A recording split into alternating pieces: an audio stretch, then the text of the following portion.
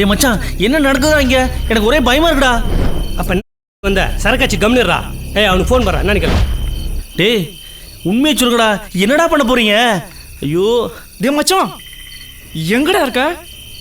டேய் சீக்கிரமா வந்து தொலைடா, நேரம் ஆகுதுடா. டேய் யாராச்சும் பார்த்தான்னு வச்சுக்கோ, தொலைச்சிருவாங்கடா தொலைச்சி. டேய் டேய் டேய் ஏய் ஏத்துறாங்கடா, கதவு தோணா வேகமா. சீக்கிரம் ஏறுங்கடா, ஏறுங்கடா. ஏத்துறா வந்து போறான்டா. வண்டி சீக்கிரம் கதை சாத்துக்கடா.